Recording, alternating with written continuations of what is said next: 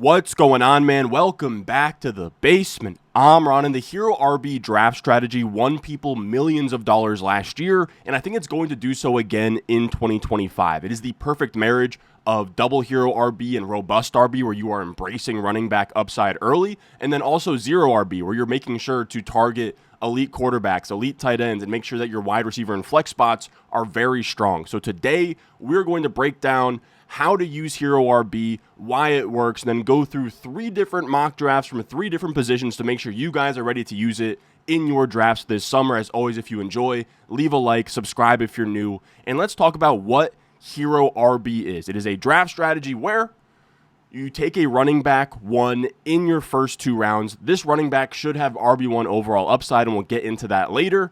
Don't take your RB2 until round 4 or later. You don't want more than 3 running backs through round 10. Now, this is a little bit different this year, and I'll talk about it once we get into kind of the nitty-gritty of the strategy, but this used to be, we wanted to take RB2 in like round 7 or later. I think now, with the way running backs are priced, I actually don't mind taking your RB2 in round 4, 5, or 6.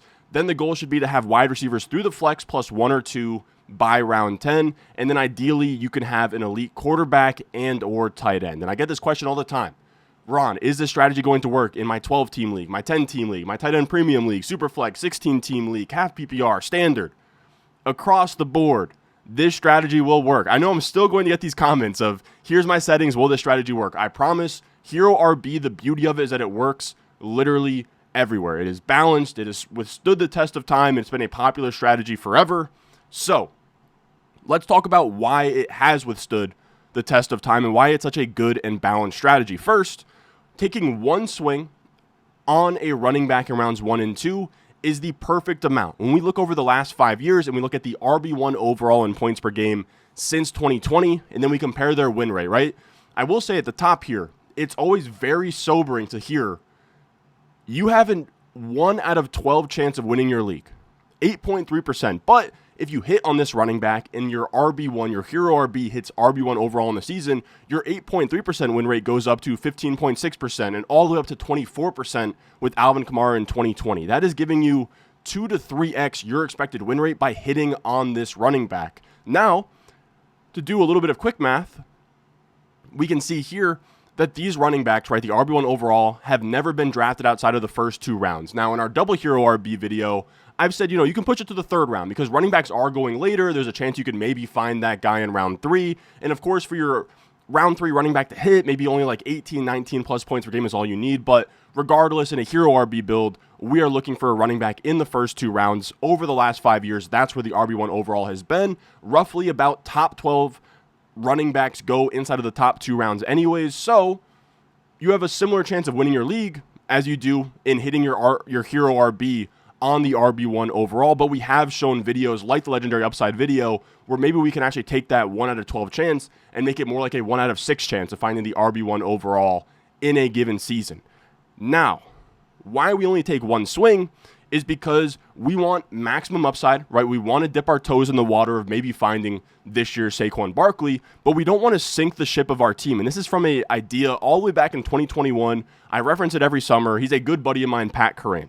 He wrote for NBC, don't draft an early round RB without legendary upside. And here is the idea. It still holds up today. Over the last 5 years, drafting running backs versus wide receivers in the first 2 rounds, you can see here that running backs bust at a higher rate. And just generally speaking, when we look at Ryan Heath's Anatomy of a League Winner article from Fantasy Points, that we are just better at drafting wide receivers.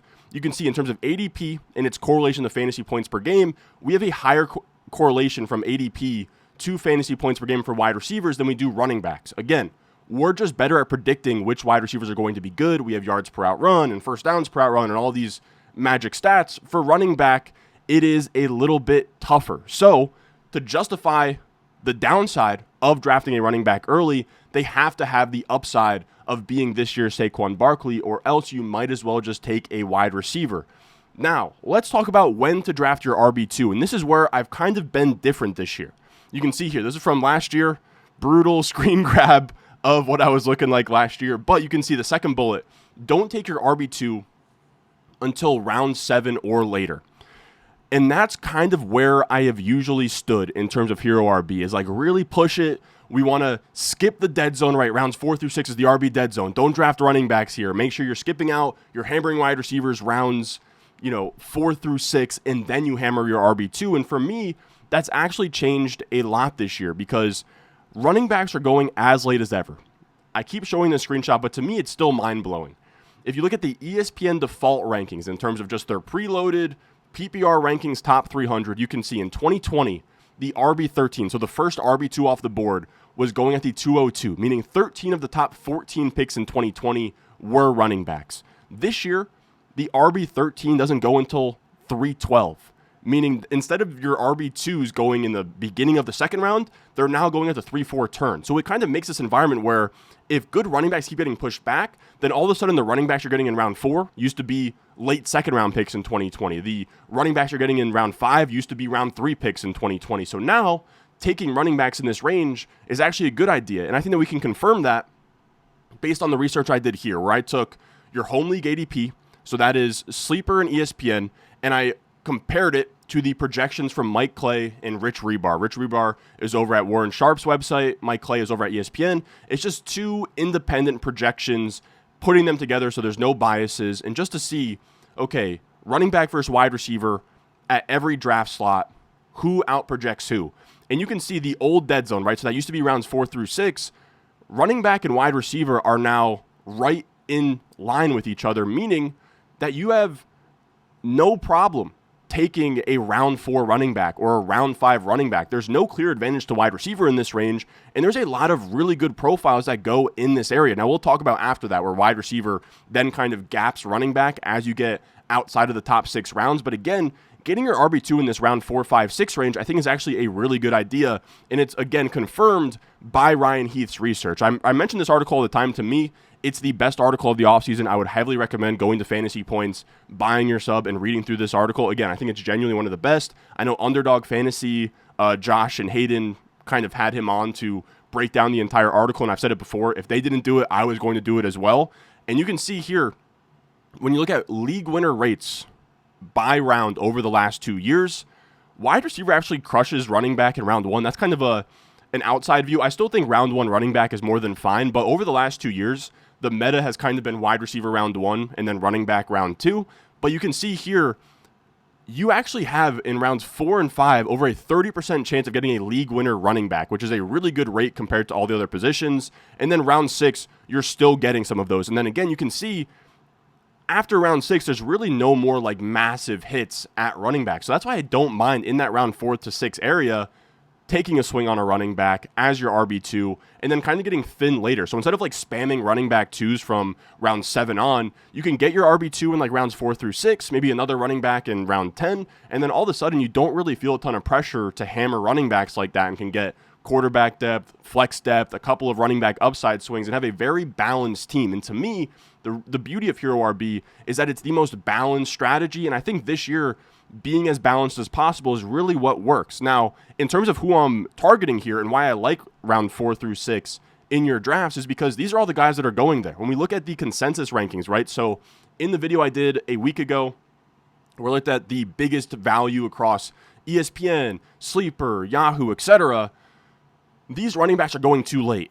Amarian Hampton in my rankings is going at like 30th off the board. Kenneth Walker in my rankings is going off the board at like 34th.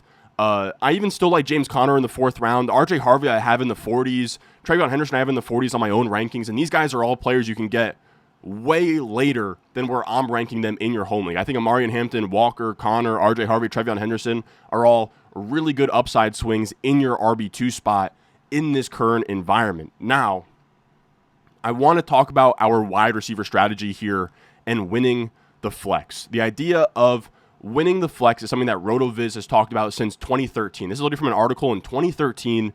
They are, to me, kind of the founding fathers of fantasy football. We can see here you have to dominate the flex. When reading about the flex, you usually hear it referred to in the context of, oh, he's a low-end RB2 or flex, referring to guys who aren't any good as flex players is a kind of shorthand. Few writers are suggesting you intentionally start a weak player in your flex position. It can have the effect, however, of de-emphasizing a starting spot that counts as much as any other lineup position. It can contaminate your strategy. In fact, the flex position is arguably the most important position in fantasy because it's one of the easiest positions to generate more value over average than your opponents. Whatever strategy fits your particular league format, that strategy should be based on putting an elite player in the flex position. And to me, this is pretty much my North Star when it comes to fantasy football. I want to make sure that I have studs in my flex position because as the carnage of a season goes on and players get hurt and players bust, what really sets you apart from your league mates is going to be, can you put legit options in your flex spot, right? Like last year, you'll see guys, especially in like 2 wide receiver, 2 flex leagues, be down bad, right? Where they're throwing guys in like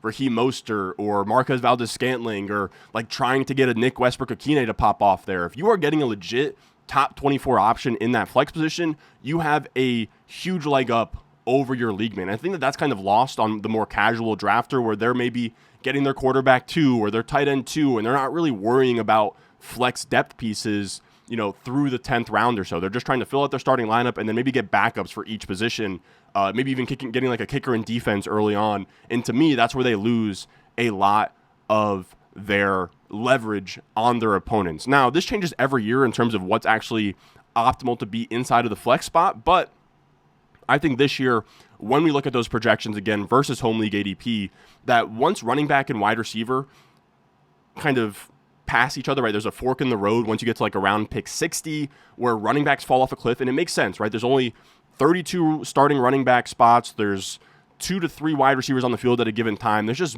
a deeper crop of wide receivers than running backs. So I think it's important to get 1 to 2 before that falls off.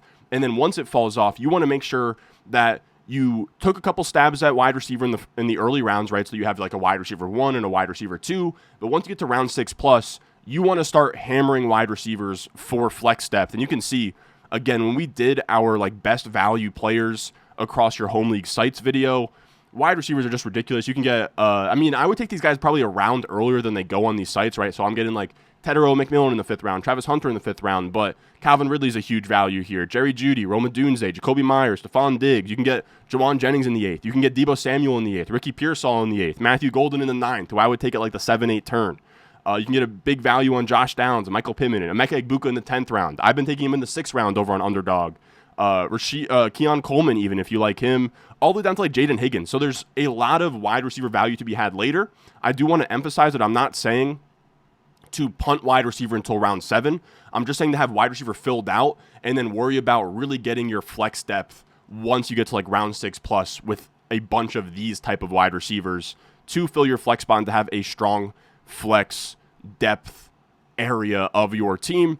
And that brings us to the golden rule that we have peddled for a long time on here. How many wide receivers to draft through round 10 based on your starting lineup. And to me, about round 10 is where the wide receivers fall off and you are kind of getting dart throws. Like for me in a redraft league, I am not interested in flexing guys like Christian Kirk or Rashad Bateman, or I'm trying to think through of just like, like Adam Thielen's of the world. I want to make sure that I have good high upside players there, and then once you get later than that, I am taking the running backs and building depth elsewhere. But through round 10, if you have 2 wide receivers, 1 flex, you want wide receivers through the flex, so that's 2 wide receivers, 1 flex, plus 1 or 2. That is 4 to 5 through round 10. If you're in a 2 wide receiver, 2 flex league, that's 2 wide receivers, 2 flexes, which is 4, and then you want 1 or 2 more, so that'll be 5 to 6 wide receivers through round 10, and then so on and so forth, the more wide receiver and flex spots you have in your given league. Now let's talk about quarterback and tight end strategy here for a second, because I think it's very important to end up with a elite quarterback or an elite tight end by like round 4. Because if you're going to accept that your RB2 is going to be weaker or thinner than most, you want to make sure that yes, your flex is strong, but you also have a advantage at quarterback or tight end. Now, when we look at the league winner rates from Ryan Heath here, you can see rounds 3 and 4, quarterback is kind of the dominant force there, and then tight ends round 5 and 6.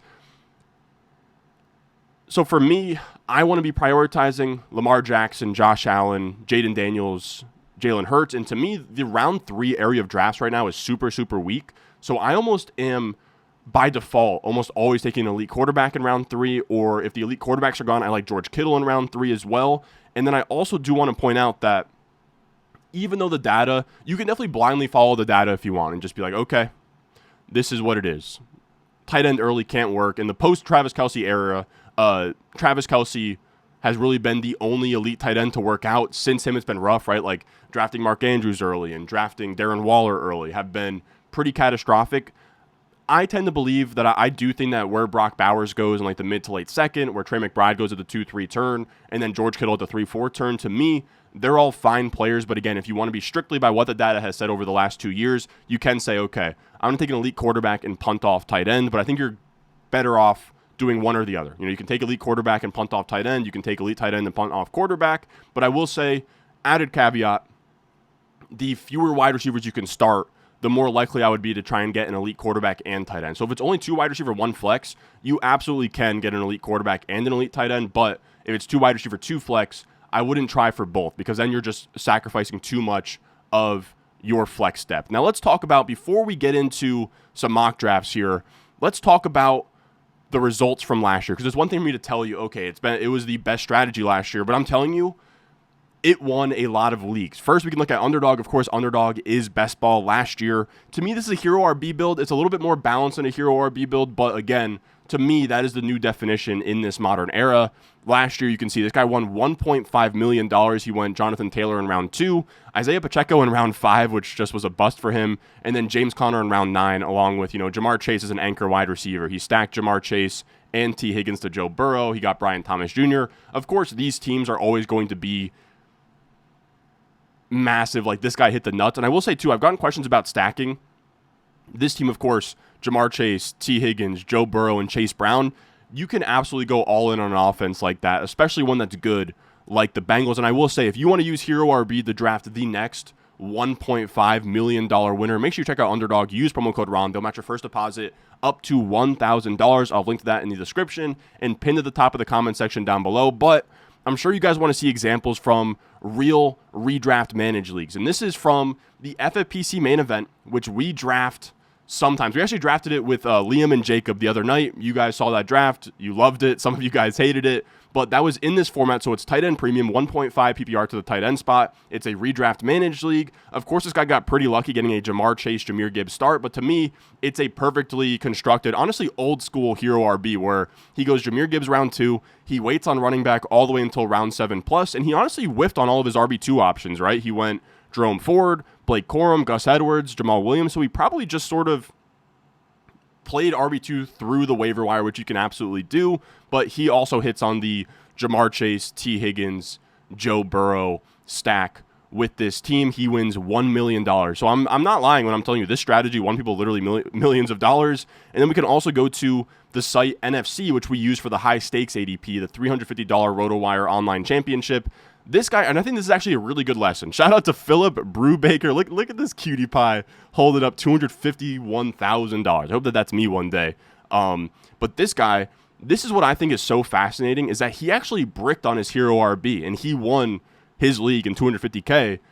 He goes Travis Etienne round 2. So he bricks his RB1, but he gets James Conner late.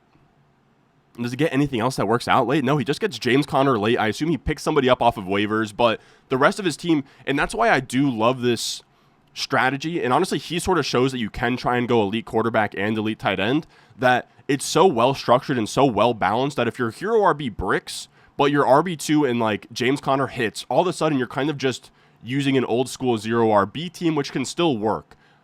I'm not going to do a zero RB strategy video this year because I don't think that it's the smart way to go into your home league draft. But if your Hero RB does bust, and I get this question all the time, like, oh my God, this team is dead if my RB1 goes down. And it's like, yes, but again, you have a 1 in 12 chance of winning your league, similar rate of your ability to find the 20 plus point per game scorer at running back. So to me, drafting as if, what the hell happens when my RB1 goes down isn't smart. This guy drafted as if Travis Etienne was the RB1 overall, and he still got lucky enough where Amon-Ra St. Brown is a hit, Mike Evans is a hit, T. Higgins is a hit, Lamar Jackson was a stud last year, Brian Thomas Jr. and Njoku was great. So if you draft well and you whiff on your Hero RB, this guy shows that you can still go out there and win your championship. And then I will show one last team here where if you're like, Ron, this is cool, but tournaments aren't the same as my home league. I'm not shooting for the same 90th percentile outcome.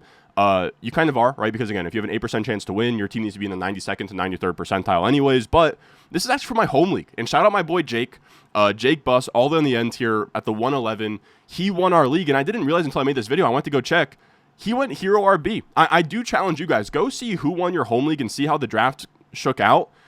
A lot of leagues that I'm looking at where I look at the receipts, the guy who won went Hero RB. You have Jahmyr Gibbs in the first round. He takes his elite quarterback and elite tight end, to be honest, with Mahomes and Kittle. He gets James Conner in the 5th round. So kind of what I've been talking about, where you can get your RB2 in that round 4 through 6 area. Puka Nacua, Malik Neighbors up top, Jaden Reed, Jordan Addison. It's not a perfect team by any means. I probably wouldn't have drafted Antonio Gibson where he did, but I think it just goes to show you hit on Kittle, you hit on Neighbors, you hit on Puka, you hit on Gibbs, and as long as you are structurally sound, you're going to be in a good spot to win your league. Now, before we get into some mock drafts, let's just talk one last time, a summary here. Hero RB. Take your RB1 inside the first 2 rounds with an emphasis on that running back having RB1 overall upside. Don't take your RB2 until round 4 or later. Don't draft more than 3 running backs through 10 rounds. Your goal should be to have wide receivers through the flex plus 1 or 2 by round 10. And ideally, you have an elite quarterback and or tight end. This strategy works in all formats, and I always give this disclaimer. Don't go into your draft forcing this strategy, right? If you go into the first round, you get Justin Jefferson, you come back around, and you're looking at, like, running back goes hot and heavy, and now you're staring down like Josh Jacobs versus Nico Collins, right? Let's say Nico Collins somehow falls back. Take the best 2 players. Take, Jefferson, take Nico Collins, and then try and just bet on yourself to figure it out the rest of the way, and, draft still a solid team. But I do think if your default is Hero RB, you will be better for it in the long term. So don't force this draft strategy, right? I've seen people be like, I have the 101. I know I'm going to have to take Chase, but I really want to go Hero RB. No, just take Jamar Chase there and then see what running backs come back. Maybe you can get Josh Jacobs or Chase Brown and kind of run your draft that way. So just be open to what happens. Stay water, stay fluid, be flexible. But in terms of a default draft strategy, I think it's good to go into your draft with, I'm not going to force this, but if my team ends up as a Hero RB build, I will be better for it. So with that being said, let's get into some mock drafts. All right, now the biggest complaint on the double Hero RB video is that I didn't do a mock draft live for you guys with commentary, and I do understand you guys want to hear kind of what I'm thinking through while on the clock. So here's what we're going to do. I have 3 mock drafts planned. We're going to do 1 live, and then I will cut to me going off camera, and we'll talk about the 2 mock drafts I did off camera, because I'm not going to do, an hour 30 long video here. We will do 1 live, and this is my home league settings here. It is 1 quarterback, 2 running backs, 2 wide receivers, a tight end, 2 flex spots, and I just went 5 bench. Maybe we have a little bit more bench spots. We have kicker and defense, but I'm not drafting kicker and defense for a video like this. But as always, in these videos, in these drafts, in my streams I do every single night, we are drafting off of my own rankings. I eat at my own restaurant. Make sure you check them out. Sub to the Patreon. Use patreon.com/Ron Stewart for your rankings today. I assume a lot of you guys have drafts coming up. I have my top 200 rankings, my targets, my fades, my tiers, what ideal round I'm drafting every player in. And again, I use them myself, and they kind of lead you down a Hero RB strategy, where it's pushing up running backs with elite upside early on in your draft, and then also making sure that I am pushing up those running backs in rounds 4 through 6, right? Making sure that Trevion Henderson, Kenneth Walker, RJ Harvey, all of those guys are priority targets, and then making sure round 6 on, you are targeting wide receivers to fill through the flex spot. Again, patreon.com/Ron Stewart. Let's hop straight into this. We will start it. Let's get the sound off. We got 60-second timer. The plan is to take Jahmyr Gibbs here at number 2. He's my 102. He's my RB1. To me, he embodies the idea of RB1 overall upside. So we will take that there, and we're honestly going to hope... Oh, man, I don't know why it's 5-minute timer. I meant to have it on 60-second timer.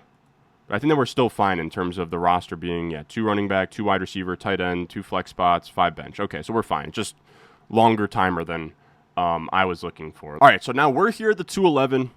We have taken our Hero RB. It's time to make up ground elsewhere. We have elite quarterback Lamar Jackson. Josh Allen has gone off the board here. We have elite tight end option in Trey McBride.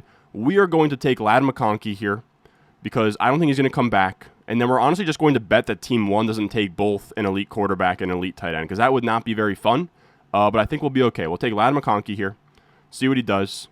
Okay, thank God. He does not go elite quarterback. We will just take Lamar Jackson. And this is what I've been talking about. In my rankings, I've had elite quarterback pushed up. I will say if I wasn't trying for hero RB, I would probably be taking Chase Brown here and going kind of double hero RB. And that's kind of what I talk about of like staying water and being flexible in these draft rooms. But for the sake of this video, we will go elite quarterback Lamar Jackson here. And this is the perfect start to a hero RB build. We have our RB1, we get a wide receiver, we get an elite quarterback, and now we kind of have the flexibility to do as we please the rest of the way in this draft. So now, thankfully, we took our elite quarterback, and that's really what to think through in home leagues is that after the third round, they're all going to be gone. Like, Kittle's going to go early 4, Jalen Hurts is going to be early 4, and then you're in a tough spot. I mean, like, maybe if you consider Joe Burrow an elite quarterback or Mahomes, you're kind of pushing it. Tight end, to me, really falls off a cliff, so I'm thankful we did that.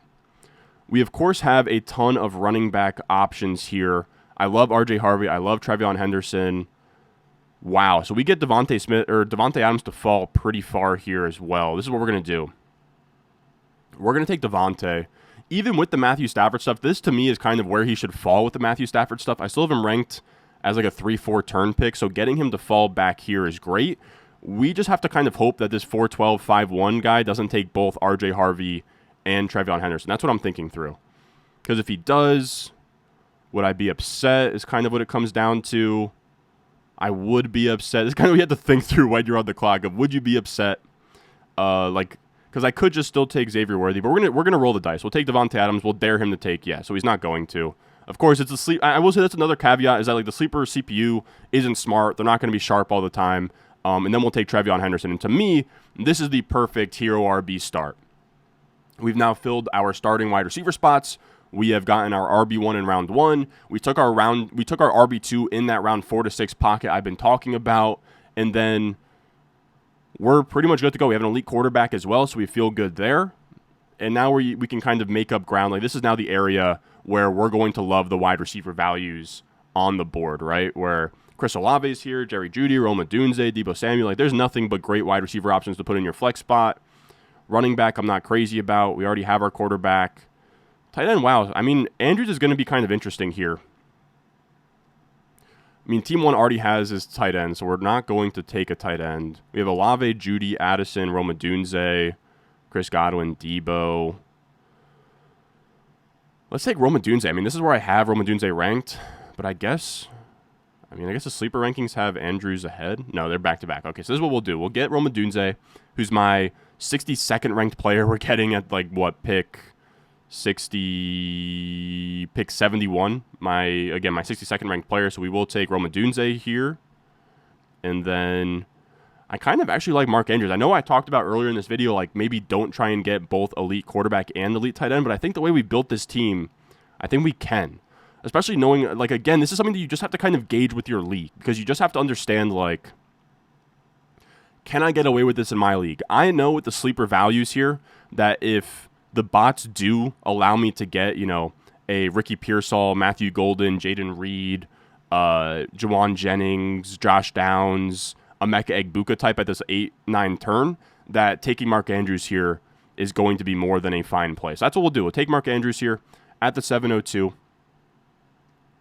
Again, in a more competitive league, I probably would pass on Andrew and just spam wide receiver, knowing that in a real league, like a real competitive league, that like maybe I don't love the wide receivers that get here, but I think in most of your home leagues, you're going to like the wide receivers that get here at round 8-9.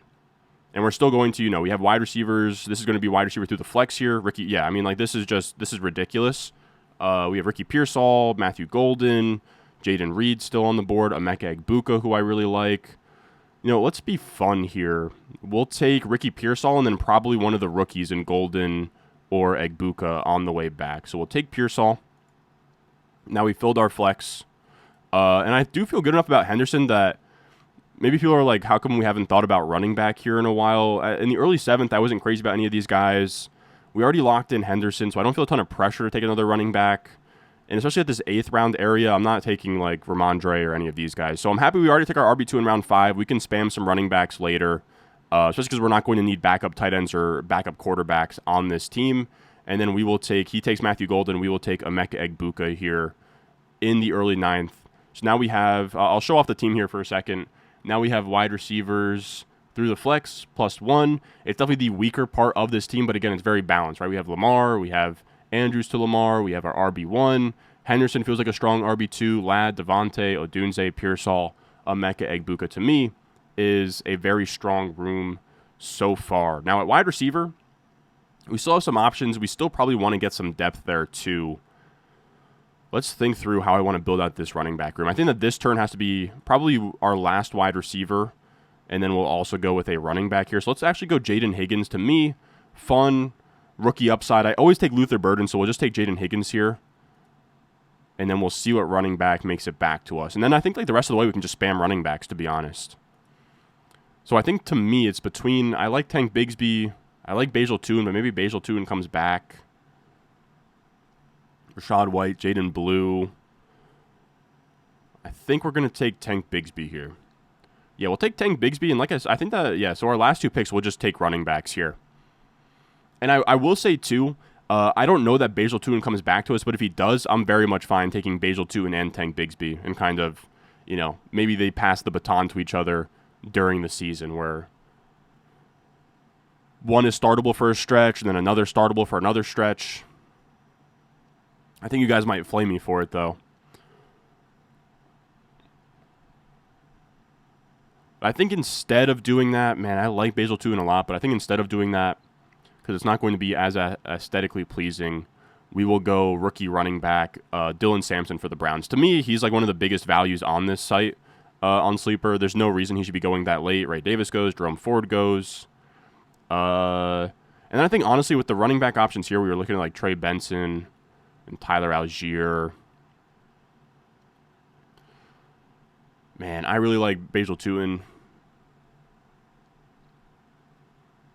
Do I want to just take 2 swings at the same backfield in round 11 or later?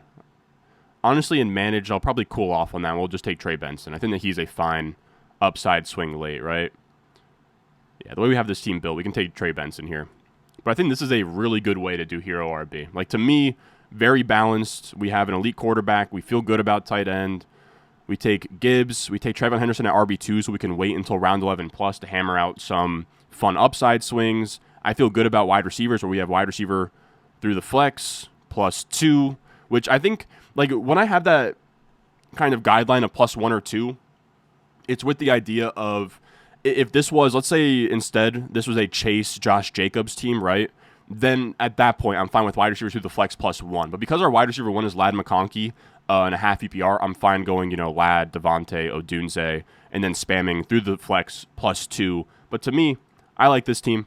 We have Lamar, Gibbs, Henderson, Ladd McConkey, Devontae Adams, Mark Andrews, Rome Odunze, Ricky Pearsall, Emeka Egbuka, Jaden Higgins, Tank Bigsby, Dylan Sampson, and then at the bottom, you guys can't see it, but that is Trey Benson. Now, I'm going to come back to you guys with the 2 other mock drafts I'm going to do and then give you a recap of how those went down. Then we have a format that seems to be very popular. This is a 2 wide receiver, 1 flex, half PPR league where we get the 12 spot. So I wanted to make sure we did different spots of the draft. The last one was 102. This one's 112. We start Ashton Genty, Nico Collins. That's a fun start at the 1-2 turn. We get an anchor, like true stud wide receiver. We get a pretty good RB1. We come back around to the 3-4 turn, and we lock in our elite tight end. You could have gone Kittle. You could have gone Jalen Hurts. It's really whoever your preference is between the elite quarterback or elite tight end there. I wanted to switch it up and see how Kittle felt, pause if needed. Then 401, if Amari and Hendon gets to you there, you jump for joy and you take him. That's a really, really nice RB2.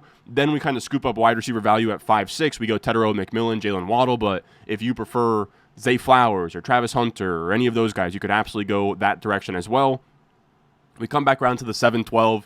We take Rome Odunze, and to me, this felt like a tier break at running back, where after ETN, I'm not interested in anybody else, so we actually just take ETN here to build out some running back depth, because at this point, we already have wide receivers through the flex, right? Nico, Tet, and then Waddle on the flex, Odunze +1, so I already feel fine at receiver, I feel fine at tight end. I wasn't going to take a quarterback here in the 8th round, so we take ETN, and now our running back room is actually really solid. We come back around, and again, if you don't believe that Emeka Egbuka will be there in your league, he probably won't at the 9-12. You could happily swap out Egbuka for Michael Pittman or Josh Downs. I like both of them just as much. Same with Jaden Higgins as well. Then we come back around and we get Brock Purdy at this turn.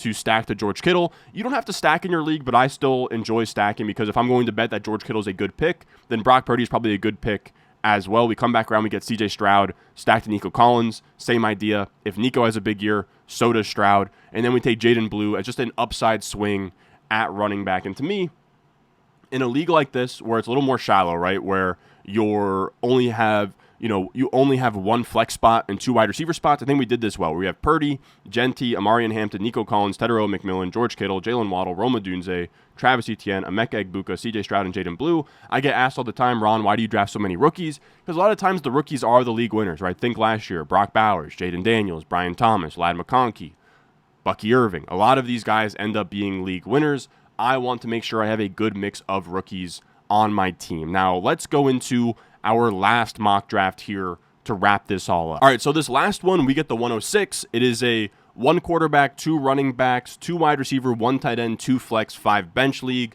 full PPR. And I wanted to show you guys what happens if you take a guy like Jefferson in round 1 and then you wait until round 2 to take your RB1 in a hero RB build. We go Jefferson, we go Bucky Irving.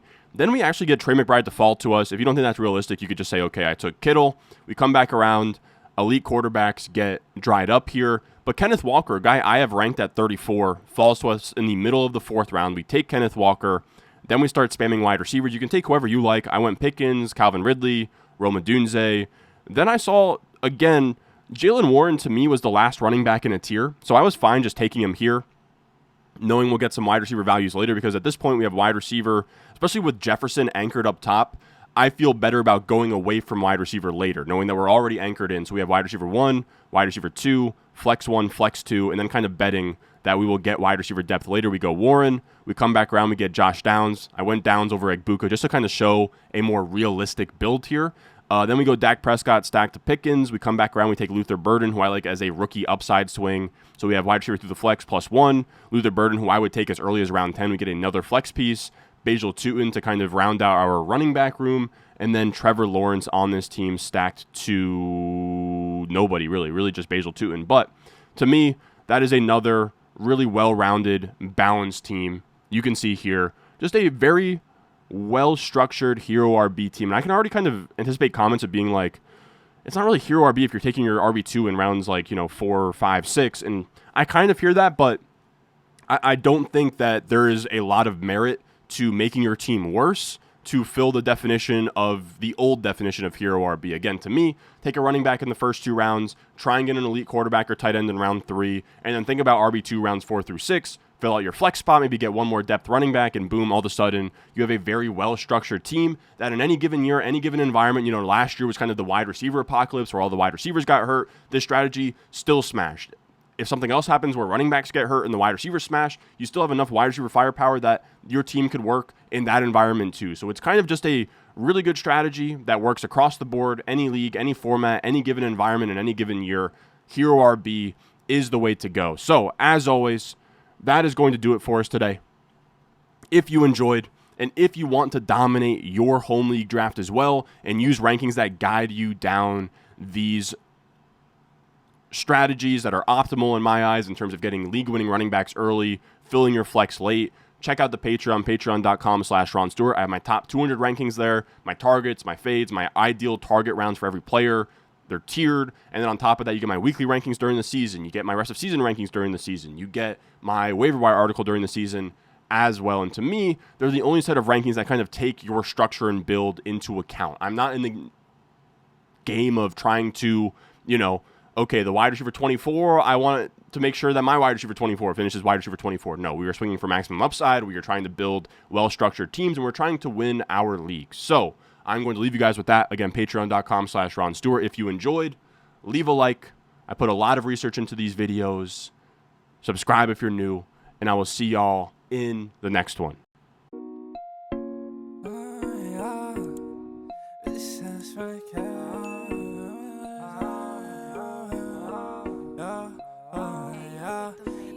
Stones, like this froze, ice cold, oh, oh.